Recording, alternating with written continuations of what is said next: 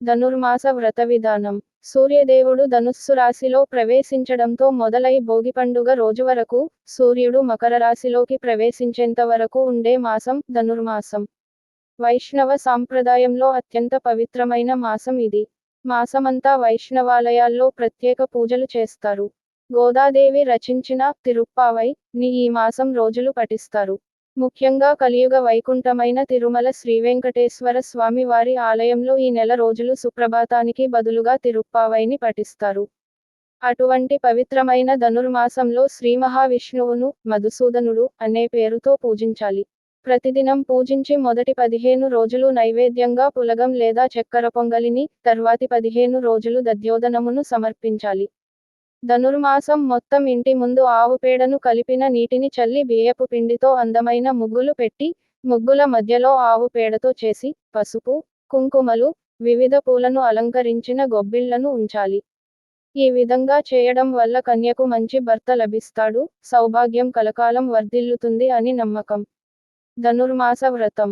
ప్రత్యక్ష భగవానుడైన శ్రీ సూర్య భగవానుడు మేషరాశి మొదలు 12 రాశులలో సంచరిస్తుంటాడు. ద్వాదశాత్మడైన ఆదిత్యుడు తన దివ్యయాత్రలో ధనస్సు రాశిలోనికి ప్రవేశిస్తూనే ధనుర్మాసం ప్రారంభమై, సూర్యుడు మకర రాశిలోనికి ప్రవేశించేంత వరకు, అంటే మకర సంక్రాంతి పర్వదినం ముందు రోజు భోగి వరకు ఉంటుంది.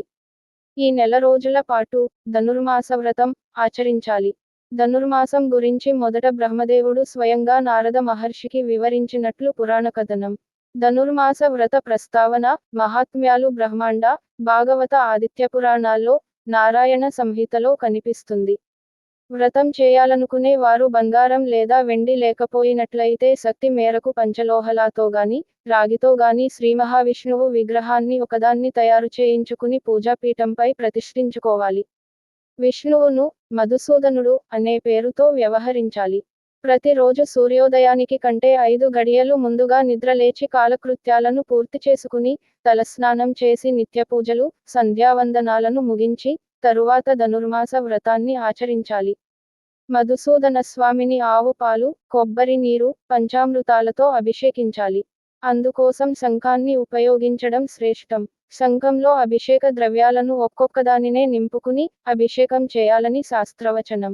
తర్వాత తులసి దళాలతోనూ, వివిధ రకాలైన పుష్పాలను ఉపయోగించి స్వామి వారిని అష్టోత్తర శతనామాలతోగాని, సహస్రనామాలతోగాని పూజించాలి.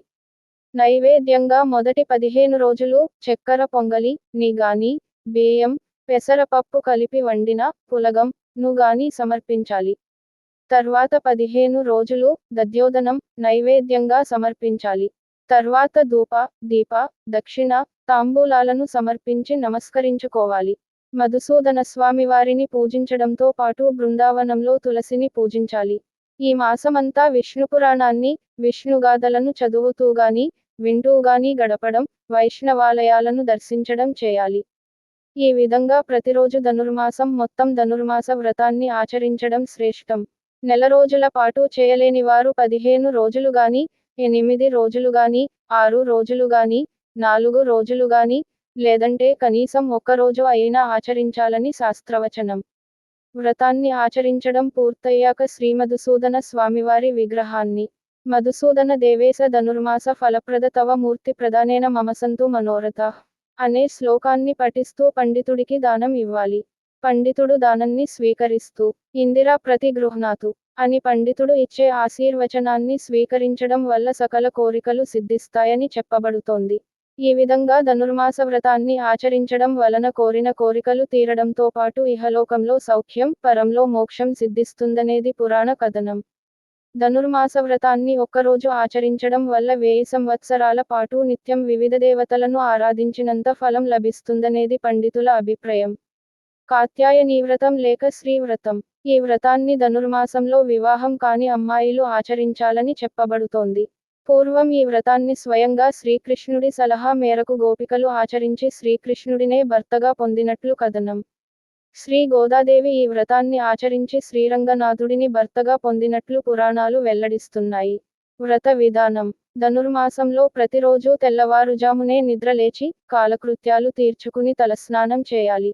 ఇంటి ముందు శుభ్రపరిచి, పేడనీటితో కల్లాపి చల్లి, బియ్యపు పిండితో ముగ్గులను తీర్చిదిద్ది, ముగ్గుల మధ్యలో ఆవుపేడతో చేసిన గొబ్బిళ్లను ఉంచి, వాటిని గుమ్మడి, బీర, చామంతి, బంతి వంటి పూలతో అలంకరించి నమస్కరించాలి. అనంతరం కాత్యాయనీదేవిని షోడశోపచారాలు, అష్టోత్తరాలతో పూజించి నైవేద్యం సమర్పించాలి. ఈ విధంగా ప్రతిరోజూ ధనుర్మాసమంతా ఆచరించాలి. తెలుగునాట గొబ్బెమ్మల వ్రతంగా పేరు పడిన ఈ కాత్యాయని వ్రతాన్ని కన్యలు ఆచరించడం వల్ల మంచి భర్త లభిస్తాడని శాస్త్రవచనం.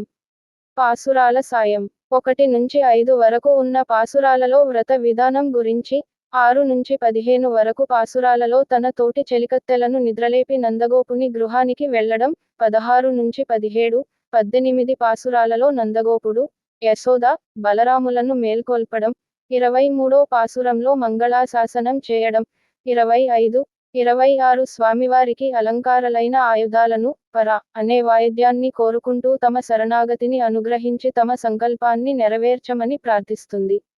27వ పాసురంలో పరమాత్మకు, జీవాత్మకు గల సంబంధాన్ని, కూడారై, ప్రసాదంతో పోల్చి వివరించింది. 30వ పాసురం ఫలశ్రుతితో భగవంతునికి, మనకు గల సంబంధం తెలిస్తే కోరికలను మనం కోరవలసిన పనిలేదని స్వతంత్రించి భగవంతుడిని అడిగి పొందవచ్చని తెలియజేసింది గోదాదేవి.